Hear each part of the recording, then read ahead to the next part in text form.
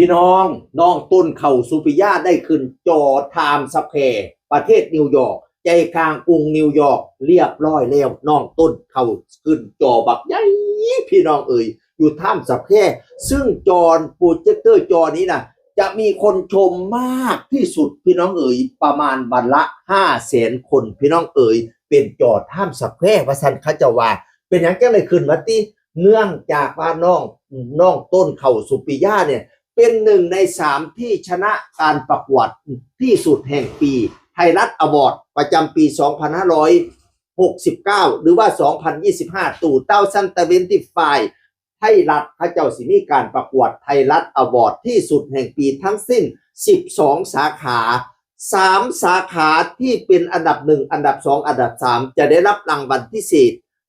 ศษ1คือจะได้ขึ้นจอไทม์สแควร์นิวยอร์กในวันที่24 มกราคือวันที่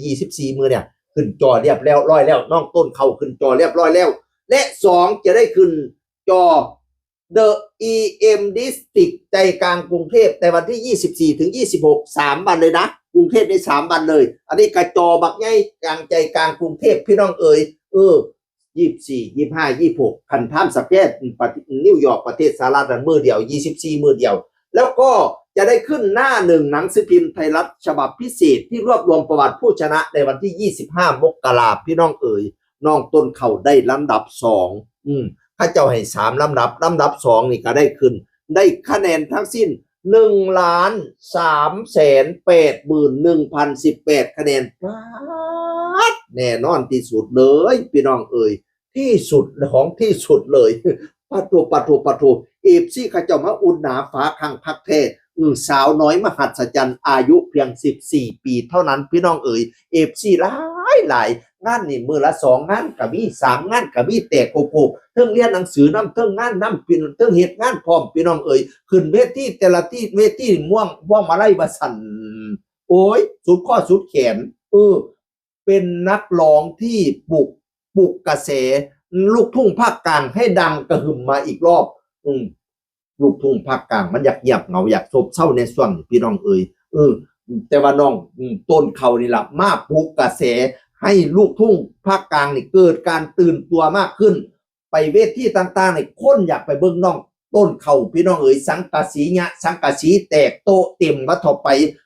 เท่าปานใดเท่าสะแลแก่สะลาเด็กน้อยเด็กลงกับพากันไปเบิ่งน้องต้นเขากันแตกโคกเอฟซีแล้วไหลก็ได้โหวตได้คะแนนต่อมา381,018 คะแนนได้เป็นอันดับ2ของรางวัลไทยรัฐอวอร์ด2025ตู่เต้าซันตะเวนติไฟสุดยอดผมมาสดชูตอนนี้พอดขึ้นจอโปรเจคเตอร์อยู่ประเทศสหรัฐอเมริกาผลจอไทม์สแควร์พี่น้องเอ๋ยโดดเด่นเป็นสง่าโอ้ยคนไทยเป็นหน้าเป็นตาพี่น้องเอ๋ยจอนี้ไม่ใช่ว่ามีเงินแล้วถึงจะขึ้นได้นะต้องมีความสามารถด้วยผลงานโดดเด่นด้วยถึงจะได้ขึ้นจอนี้นะไม่ใช่ธรรมดาของข่อยพี่น้องเอ๋ยนอกจากนั้นจะได้ขึ้นจอ EM District กรุงเทพอีก3 มื้อ24 25 26ไปปูศาสตร์เบื้องโลดผู้ใดเป็น FC โอ้ยยิ้มจนปาก4 คนของงอนทวนกองเสียน้องต้นเขาพี่น้องเอ๋ยดีใจน้ำเด้ออีหลาเด้อดีใจน้ำหลายๆคือหนังสือพิมพ์ไทยรัฐพร้อม3 รางวัลสุดยอดเป็นกำลังใจให้ดีใจน้ำน้องต้นเขาเสียงคนเก่าบอกสู่ฟังสวัสดีครับสวัสดี